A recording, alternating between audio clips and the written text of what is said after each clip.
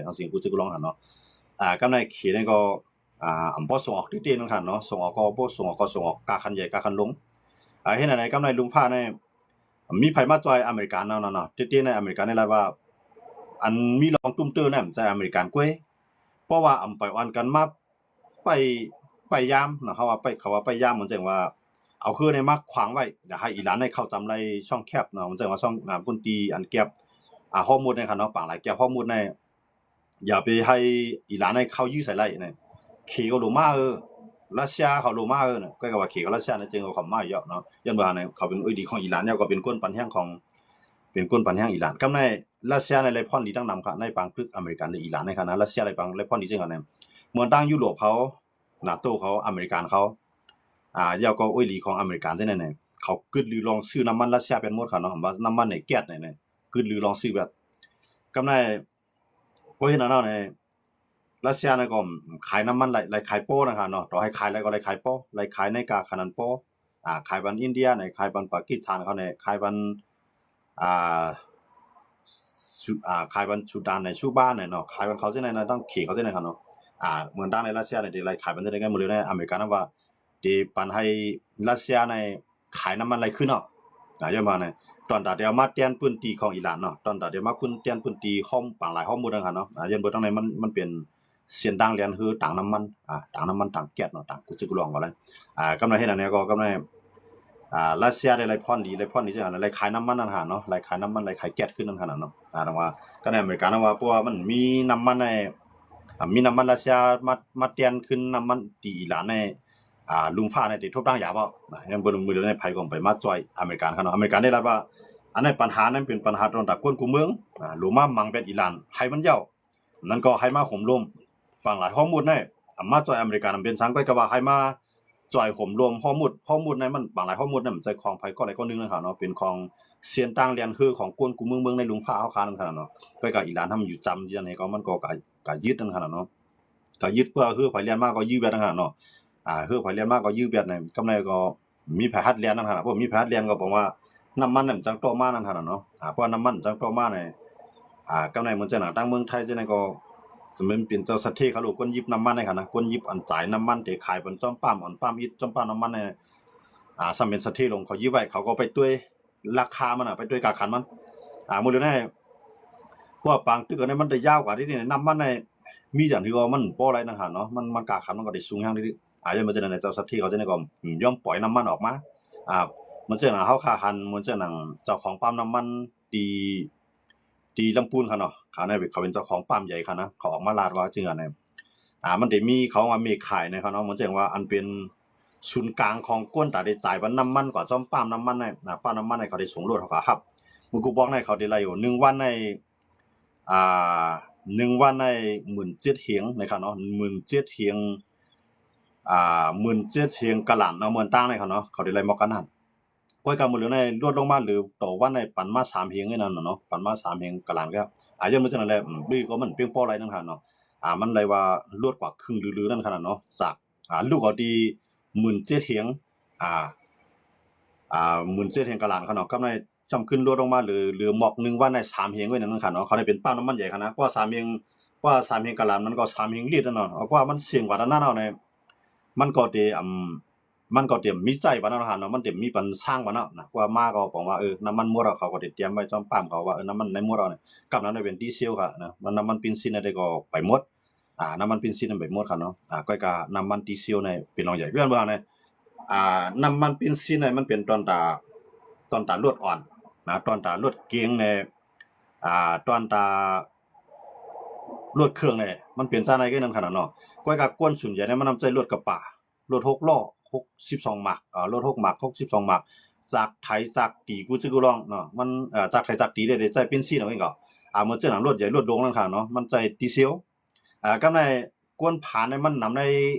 ในลุงฟ้าในเมืองหลายเสมาเนาะกวนผ่านนั้นตึงนำในกวนมีมันจากเมืองไทยเนี่ยกวนผ่านในก็มันก็นำเลยสิกวน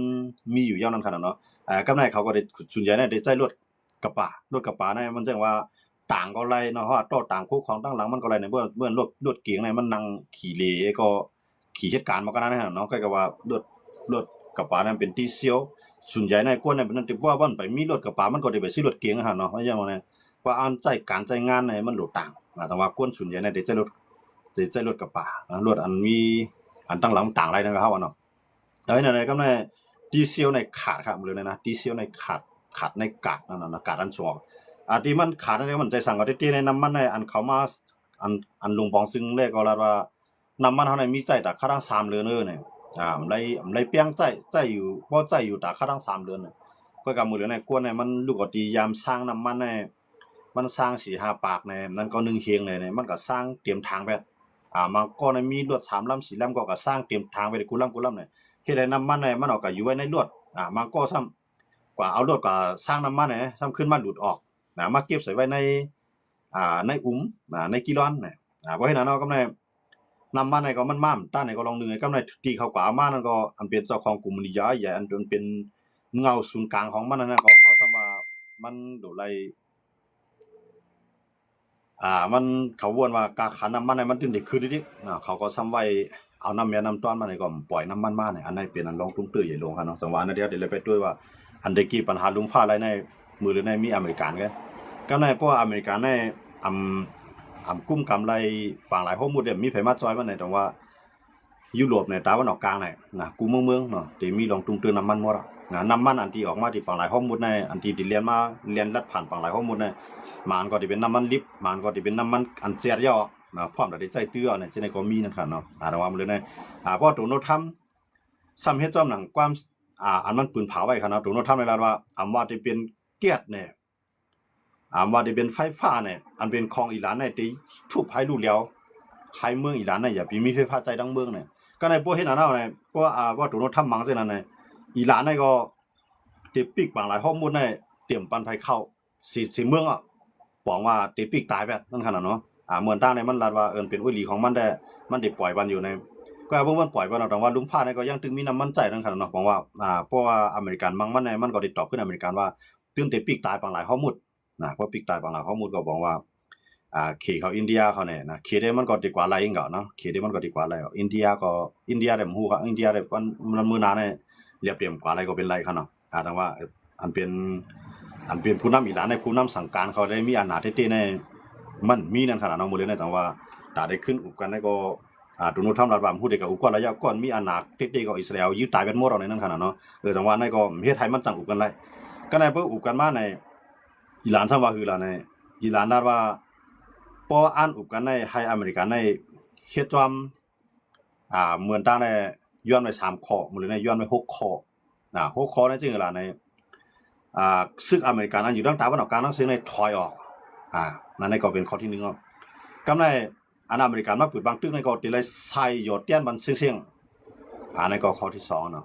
กำไรเหมือนจะหนังลองอุปเปิงพ่องงำเมืองของอิหร่านจังได๋ให้ขึ้นอยู่ปักเก่าเปืองเก่าในก็จะเป็นข้อที่3ครับว่าจะเป็นเพราะว่าอเมริกันในถอยทางตะวันออกกลางให้ก็ย่อมย่อวันอันที่บางตึกแล้วก็ให้ขึ้นปังการอุปเปิงพ่องงำเมืองของอิหร่านก็ให้ขึ้นเหมือนเก่ากำไรให้อิสราเอลก็อิสราเอลนี่ก็อย่าไปให้ไล่สืบเข้าบางตึกอย่างวันตั้งนามาก็ให้อเมริกันและอิสราเอลมาลงลายมือไว้อย่าไปตึกอิหร่านแทงตั้งนาในขณะมันมีอยู่5-6 ข้อก็ในอันมันเปลี่ยน5-6 ข้อเนี่ยมันเป็นตีอันตี้อเมริกันและอิสราเอลภาพอะไรอยู่ยาวครับให้ถอยออกตับซึ่งอเมริกันอันอยู่ทางตะวันออกกลางทั้งเสียงให้ถอยขึ้นนั้นหมดเนี่ยอเมริกันก็อยู่เป็นหลาย10 ปีเมืองก็ใจก็เฮ็ดกว้างคือมีในก็เฮ็ดหลายพื้นที่หลายหลายรอยวันดีขึ้นดีให้อเมริกันขึ้นถอยอันนั้นก็อเมริกันมันเปลี่ยนความได้ขนาดก็ในปางตึกอันเกิดขึ้นในอิหร่านลู่ซุ่มตานที่ก็ให้อเมริกันและอิสราเอลในขึ้นสายหยดเตี้ยนมันขึ้นเซ็งๆอันนี้ก็มันก็เปลี่ยนความได้แล้วค่ะนะก็ไม่ว่าให้อเมริกันในสายเตี้ยนขึ้นเสียมก้าเนี่ยก็ไม่มันเจิงปึงอุปปึงพ่องกำมันเมืองนั่นก็ให้ขึ้นเหมือนเก่าลองนิวเคลียร์ลองขีปนาวุธนั่นก็อย่าไปให้อเมริกันมายุ่งอันนี้มันเปลี่ยนความได้แล้วค่ะทั้งดีอิหร่านตกย้อนเขาเนาะแต่ว่าตรงโน้นทำกันว่าใครสุดเสี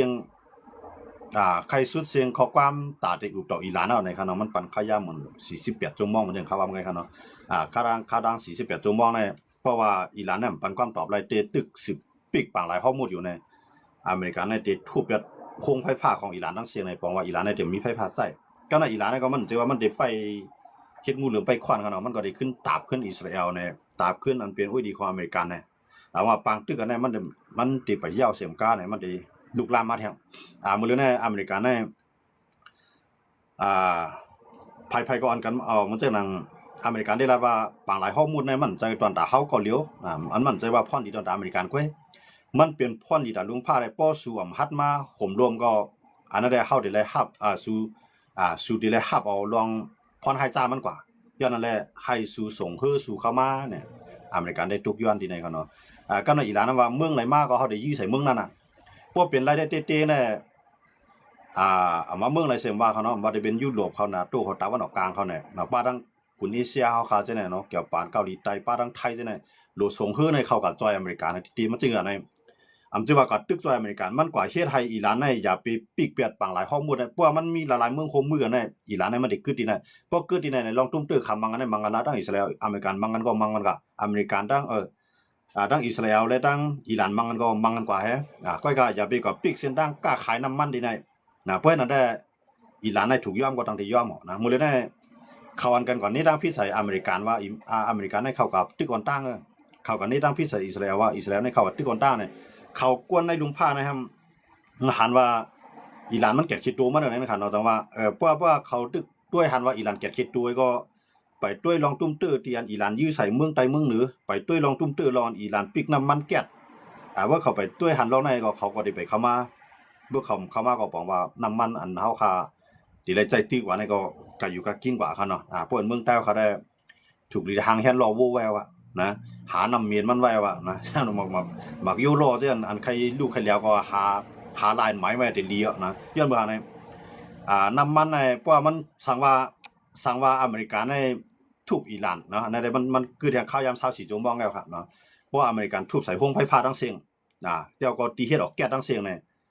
นแก๊สในก็มันลูกตีแก๊สได้มาเฮ็ดไฟฟ้ากับบางพื้นที่เขาเนาะก็ในเพราะว่าอเมริกันกับมังแก๊สว่าสั่งว่าจังได๋โรงไฟฟ้าจังได๋อิหร่านเนี่ยมันได้ขึ้นตอบขึ้นนะว่าเนี่ยเพราะมันตอบขึ้นในมันได้กัดตอบอันที่ซาอุUAE อันมีน้ำมันทั้งหลายจังได๋มันก็ได้ทุบใส่เต็มที่อ่ะนะมันจังนั้นซาอุเขา UAE เขากาตาร์เขาจังได๋เขาเป็นเมืองที่อันส่งออกแก๊สได้น้ำมันเนาะเขาเป็นเมืองที่ส่งออกแก๊สได้น้ำมันกำไรเบ่ส่งออกแน่มันจังก็ส่งออกสู่ไผมันก็เลยลัดผ่านปังหลายข้อมูลนะลูกก็ตั้งตะวันออกกลางได้เข้ามาในกุนเอเชียเกาหลีกว่าทั้งยุโรปเกาหลีเนี่ยเพราะมันผ่านปังหลายข้อมูลนั่นกว่าหลายนะมีดังกว่ามันนะครับเนาะแต่ว่ามื้อในอเมริกันก็ปึดมันเซตดาวน์ก็ว่าตาได้ขึ้นเข้าสู่เมืองอเมริกันได้ขึ้นแจกสายน้ำมันปันต่างเมืองนั่นมันก็ใจขย่ำนำนะครับเนาะเมืองอเมริกันมันไกลแห้งแล้วนะครับเนาะแล้วอเมริกันได้ปืนดาวมื้อในติปืนมันเส้นต่างให้กูเมืองในใจนั้นนำปังหลายของอเมริกันไว้โจข้าวก่อนโจก้าไปแก้ไขปัญหาปังหลายข้อมูลอะไรในอเมริกันได้ปืนเผาไว้ที่นั่นก็เอาปืนเผาไว้เซตดาวก็ไปมีไผมานั่นเอาครับเนาะย้อนเมืองเนี่ยมันลูกตั้งตะวันออกกลางลูกตั้งยุโรปไปได้ขึ้นลัดอ้อมกับตั้งบางหลายอเมริกันทะเลขึ้นเข้ามาในอาเซียนเนี่ยมันก็เอเชียเนี่ยมันได้กวดแห้งนะครับมันได้กวดแห้งได้ใจตื้อเงินออกข้าวตามมันเป็นใจเป็นใจตื่นลามมาสูงนะครับเนาะอย่างนั้นต่อให้อเมริกันได้ปืนปันอยู่ในเซตาก็ไปมีภัยลัดผ่านนำอเมริกันครับเนาะอเมริกันเนี่ยมันก็ตึกว่าตีปืนปันนี้เขาดูมันก็ไปปืนเป็นตั้งการนั่นครับเนาะแต่ว่าเขาเข้ามาด้วยดีในเพราะว่ามันป่วนเศษซากสีจุ่มบ้องเลยตัวโน้ตทำเฮ็ดเด้เนี่ยน้ำมันเนี่ยมันได้กินหรือในแท้เนาะว่าอิหร่านก็ได้ปิกบางหลายข้อมูลให้ตายกับในเหมือนเจิงหนังมันเจิงเขาว่าป้าน้ำมันกูมันเจิงห้องกันน้ำมันห้องแจ๊ดน้ำมันกูดีๆค่ะเนาะมันก็อิหร่านเนี่ยก็ได้ยื้อใส่นะได้ยื้อใส่ก็มื้อเรื่องในอิหร่านในเครื่องล้างกันคึดกราบมันมันตึกๆนำในมือมันค่ะนะมันเจิงขีปนาวุธมันยื้อมาไต่ปืนลีนบ่นะครับเนาะมันยื้อมาไต่ปืนลีนนะยาวก็ยื้อมาในไต่ลอยไต่ถ้ำมันยื้อจังได๋ออกมายาวก็ยื้อออกมาไต่ปังหลายจังได๋เพราะมาด้วยอเมริกันแล้วมันย่าเหลียวไปแต่เพราะมาด้วยที่มันยื้อใส่อังกฤษเนี่ยมันไปย่าเหลียวไรอันนั้นไปย่าเหลียวไรเสียงจะมาเมืองอิหร่านนั้นเป็นเมืองลอยหัวล้วนลอยหัวล้านลอยหัวลอกเนาะมันนำหนานะลอยในบ่แซมแซงของหมดเขาเนาะเมื่อยนะก็ในเมืองอิหร่านเนี่ยมันได้อยู่ไว้ในกลางลอยล้อมหอกกูผายนั่นท่านเนาะแต่ว่ามันอันเครื่องลักๆเนี่ยมันก็ไว้ไต่ลอยไปดอกนะแล้วไว้ไต่ลอยแล้วไว้ไต่ปังหลา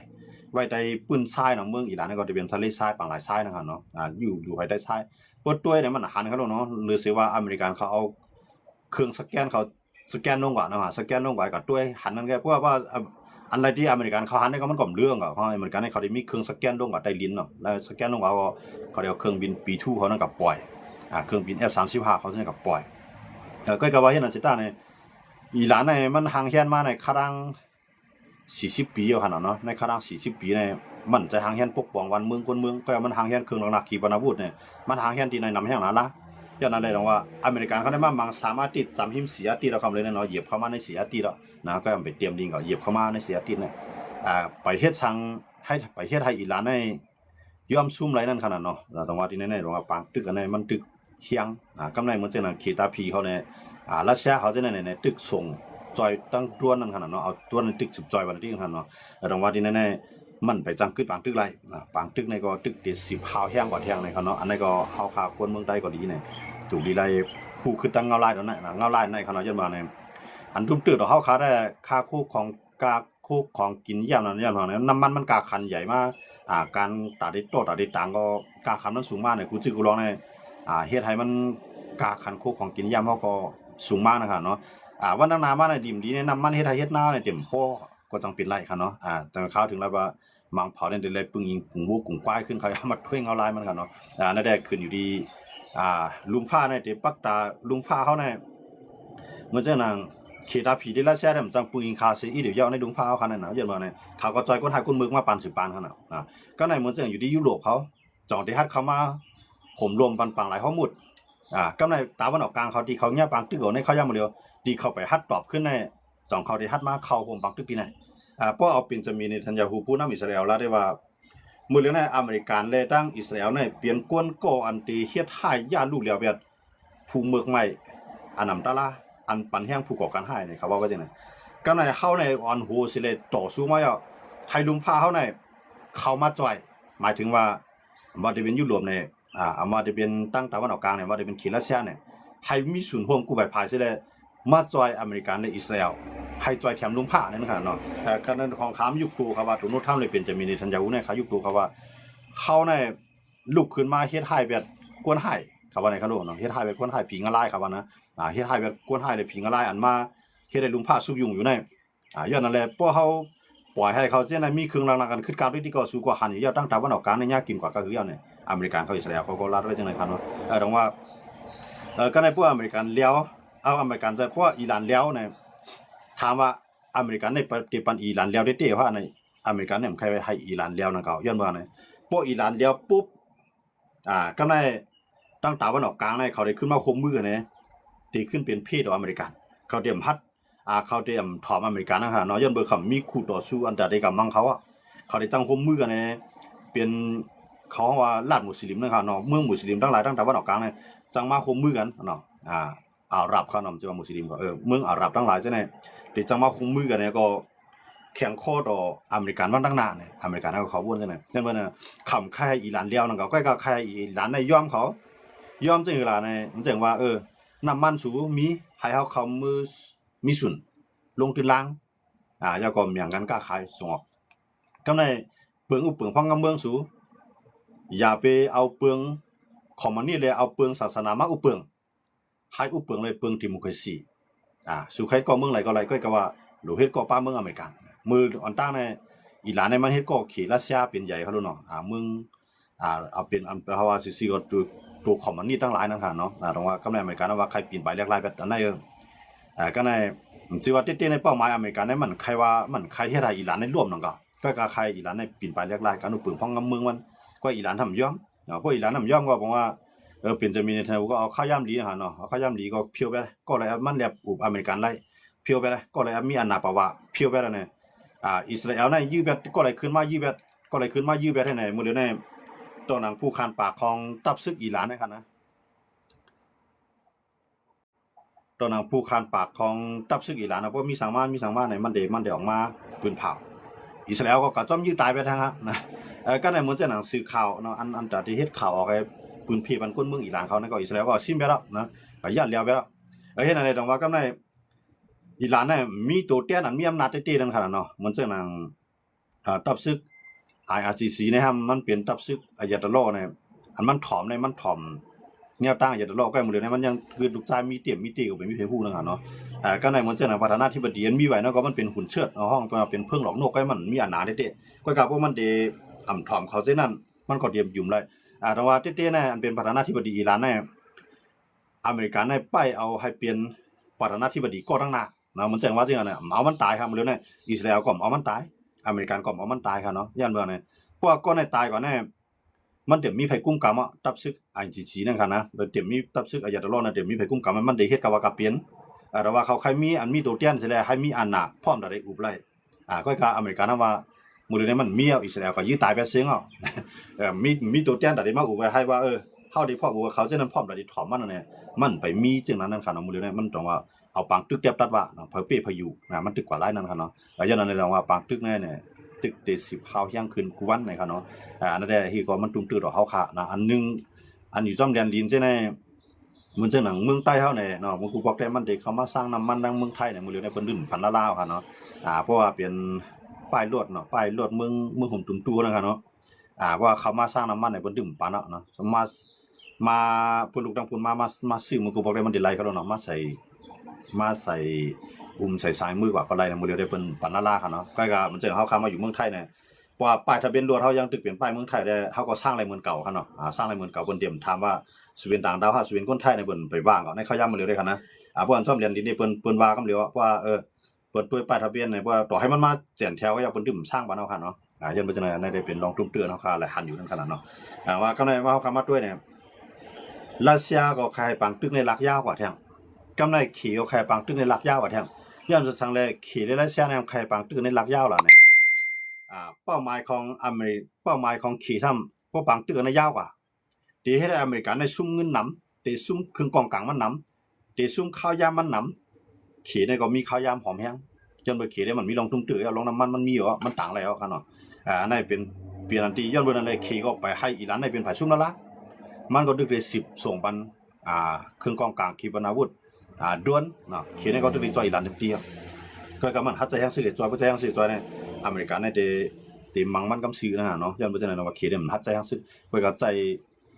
เครื่องกองกลางและเทคโนโลยีในสายข่าวเนี่ยลาวเทียมเนี่ยอันนั้นได้จอยอิหร่านเต็มที่คั่นเนาะกำไดรัสเซียก็ใครปังตึกกันได้ยาวกว่าแท้อย่าไปให้อเมริกันในปีในขยามปอดก็ได้พวกอเมริกันในปีก็ได้พยายามปอดได้ปังเฮาว่าการอุปเปิงพ้องกับเมืองของอิหร่านเขาเรียกลายเนี่ยมันได้เลยกึ่งกับสุดตะวันตกนะอเมริกันได้เข้ามามีอาณาปาวานืออิหร่านเมืองอิหร่านฉะนั้นว่ารัสเซียของใครมันเกิดขึ้นตรงไหนก็ได้เพราะว่าปังตึกอิหร่านได้อเมริกันได้ตั้งอิสราเอลได้ตึกขึ้นเหี้ยวได้ดิเนี่ยมีไผก็จอยอยู่เขียนเฮือนเบิดรัสเซียใน